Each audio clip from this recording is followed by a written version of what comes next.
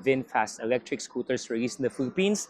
Isa sa mga modelo na darating sa Pilipinas, itong kasama natin ngayon, VinFast Feliz 2, an electric scooter na medyo classic looking, so busisiin natin yung performance ngayon. So ito siya mga brad, this is the VinFast Feliz 2.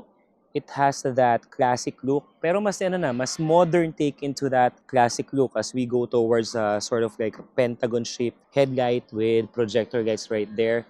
Malapad yung kanyang front fender with very visible VinFast logo na chrome na rin. And then yung signal lights naman niya nandito sa kanyang front fairings. Contrast naman yung color ng kanyang front fender. Magkakasing dating na to lalo itong specific to this color.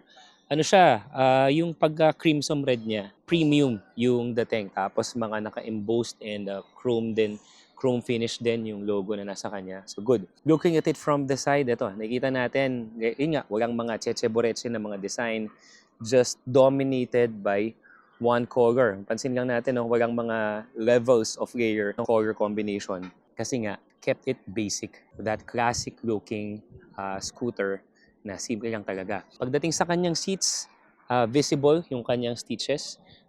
Nicely shaped as well. So mamaya sa riding position, tingnan naman natin yan. And we have a silver grab bar. Solid din to mga brother. And then malaki yung kanyang rear fender naman dito sa likod. Pag-usapan naman natin ngayon yung brakes. So for the brakes, what we have in front is disc brake, single pot caliper, tapos drum brake naman siya sa likod. Yan. Sa gulong, malaki yung gulong nito So the size of the tire is actually 90-90 by 14. Yan. Lapad niya. And then, pagdating naman sa likod, ang sukat naman ng gulong nito sa likod is 110-80 by 14.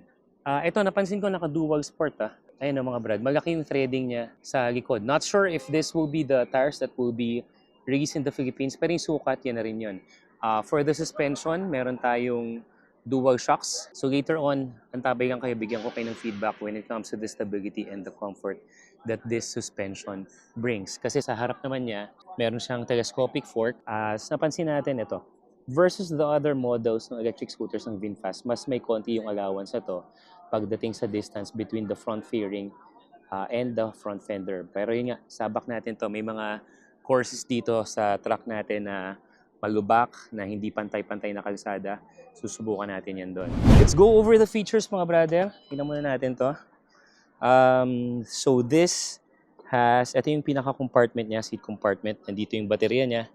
And the slot dito is the expandable slot or section for another battery.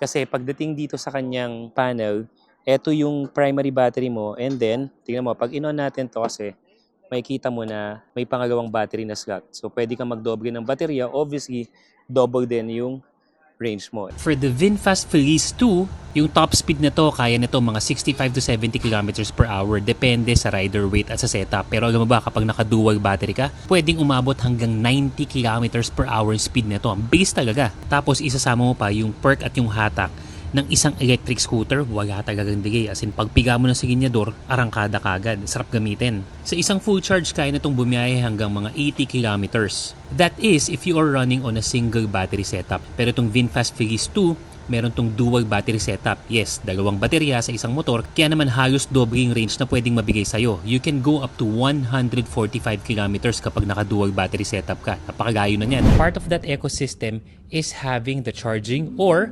swapping stations. Anong ibig sabihin nun? On top of just having the option to charge your electric scooters sa kanya-kanya nating mga bahay or charging stations, what they built around Vietnam are there different and multiple charging/swapping stations. Paano nga ba ito nag-work?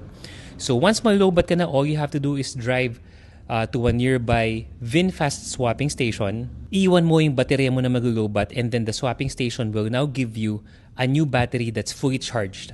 And you can do that in less than 5 minutes. After nun, meron ka ng fully functioning, fully charged battery, kaya ready to go ka na rin. These VinFast swapping stations will be available on different VinFast dealers. In fact, what they plan is build around 30,000 swapping stations around the nation or maybe around Luzon. Update ko ulit kayo tungkol dyan, mga brother. Kung itatanong nyo magkano nga ba ang magpa-charge or magpa-full bat if you're going through the swap battery technology nila or ecosystem nila, malalaman natin yung eksakto niyan once this is formally launched in the Philippines this coming June. But one possibility is we can have the subscription service. Ibig sabihin, you have to pay a certain amount of fee buwan-buwan but you get to enjoy unlimited swapping or battery charging capability sa lahat ng mga swapping stations ng VinFast. And tingnan din natin, because sa Vietnam, the subscription model is free until 2028. Tingnan natin kung ano yung magiging update dito sa Pilipinas. Kahit na may extra battery ka pa dyan, so you still have a section here. Paglagay mo ng documents, so siguro mga maliliit na basahan or damit, so pwede siya mga brad. We have one front pocket dito, and then meron na ring charging port that houses USB and Type-C port. Yung utility hook naman natin, eto siya, hindi siya foldable, pero we have the gulay board for additional space if you need them. This motorcycle also has a driving mode, yan, Eco and Sport. So makita naman natin yung indicator dito when we switch it to Eco or Sport, yan siya. So later on, kumpara natin yung power that this brings when we switch from Eco to Sport. Let's talk about the riding position at saka yung pinaka-seat height niya para sa mga yun pang nakakapanood ng video.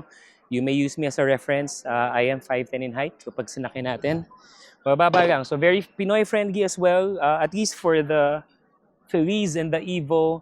Almost the same height. I'm not sure exactly kung ilang millimeters as of this point. Pero sobrang maraming makakaabot ng mga brother natin dyan sa Pilipinas. The seats, yung diniscuss ko kanina sa contour ng seats, ito, meron siyang enough curve na kahit na malapad yung upuan niya, hindi ka may hirapang abutin yung ground kasi nga, tama lang yung curve dito. Although yung angkasan or yung sakin or yung upuan ng angkasan mo, medyo panipis na. Pero, it has enough cushion, hindi siya ganun kalambot. Pwede mo naman bigyan ng mga additional cushion. Malaki yung ano niya, yung kapakan ng kanyang pillion step. And then, pero pagdating sa overall ergonomics natin, ito siya mga brother. Versus the Evo, yung handlebar ni Feliz mas malapit sa rider. So ang tendency, mas relax yung siko ko. Ganito siya. Ganito yung pinaka-position natin. And then for the position ng feet naman natin, using the footboard, ito. So sa size 11 ko na sapatos, ayan, kita nyo, sakto na siya, mga brother. Although I still have space, kaya nga sabi, meron tayong gulay board dito for any of my bags, packages, or what. So overall, ito, yung magiging pinaka-position natin. Relax riding din lang naman. Napansin ko lang, pag sinagad natin to, dito kay Feliz, yan, hindi tatama yung hita ko sa manibela. I don't have to get my legs out of the way para masagad yung turning radius. So this is an advantage when maneuvering through traffic. Medyo masikip yung kalsada, kailangan mo magbigla-biglang liko na ganyan. So okay siya, that provides an additional comfort and really just that confidence level na hindi basta-basta mahaharang yung legs mo. So overall, very relaxed riding lang mga brother. So if you're gonna use this for daily commute, kayang-kaya, walang problema. So let's talk about VinFast for a second. What VinFast is proud of is the fact that they have this entire ecosystem. Ibig sabihin, hindi lang sila pagawaan ng motor, hindi lang sila nagbebenta ng mga sasakyan. More than having their own manufacturing facility, yes, sila mismo ang gumagawa ng mga produkto nila from scratch hanggang maging finished product, hanggang makarating sa ating mga consumers. So eto na nga yung VinFast Feliz 2. Ano sa tingin niyo mga brother, given the specs and the performance that we've discussed, sulit nga ba itong electric scooter na to? Or are you already considering switching from gas to electric? I-comment mo sa baba at pag-usapan natin yan. In the meantime, para hindi ka magpahuga sa lahat ng mga motorcycle news, reviews, and tips, be sure to follow lahat ng mga social media pages natin. Katulad ng TikTok, Facebook, Instagram, and YouTube. Till the next video mga brad.